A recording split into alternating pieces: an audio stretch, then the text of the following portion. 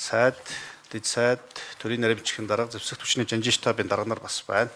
За энэ ажлын хэсэг бол мэдээж сайн ажиллаад энэ хөлөслүүдийг бас шуурхаа оруулж ирээд ингээд улсын хурлаар хилцэхэд бэлэн боллоо. Байнгын оргоор дэмжлээ. За байнгын орооноос зэвсэгт хүчин болоод жанжин штабтай холбоотой, Батлан амлах аймагтай холбоотой бүх асуудлууд дээр бүх талын бодлогыг бол дэмжиж үзүүлж ажиллаж байгаа шүү. За бид нар сая сүүлд өнгөрсөн сар 5 сар зэвсэгт хүчин жанжин штабаар очиж ажилласан. За жанжин штаб болоод дэд сайдд бас чиг үүрэг даалгавар өгөөд байнгын орооны шинжээш референтүүдтэй хамтраад тогтоолын төслийг бас оруулж ирэх гэсэн чиглэлсэн байгаа.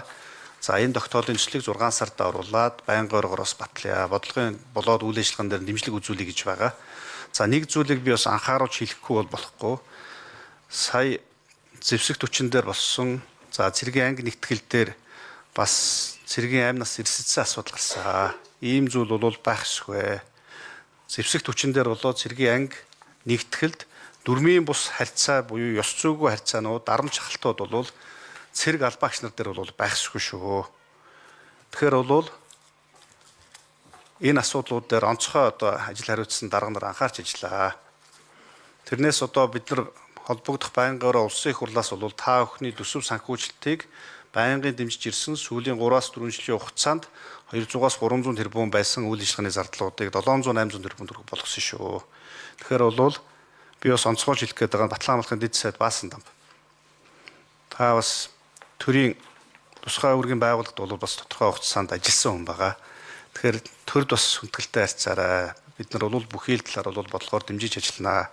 Тэгэхээр та бүхэн бас дотоод үйл ажиллагаанд дүн шинжилгээ хийгээд дүгнэлт гаргаад дотоод хэлэлцээхэн тогтолцоогоо шинжлэх гэдэг юм уу. За дээрээс нь энэ хариуцлагын тогтолцоогоо чангадах асуудлуудаар бол анхаарч ажиллаарай. За яг энэ цаашид одоо юу гэдэг ийм харамсалтай зүйлүүд, цэргийн нас эрсдсэн зүйлүүд зэвсэгт хүчин дээр гарахгүй байх талаар бол манай Батлан амлах аймаг зэвсэгт хүчин жанжин штаб бүхий шалгалт арга хэмжээнүүдийг авах, тогтолцооны шинжилэлүүдийг бол хийх ёстой шүү гэдгийг бол би бас хатуу анхааруулж хэлж байна. За тэгээд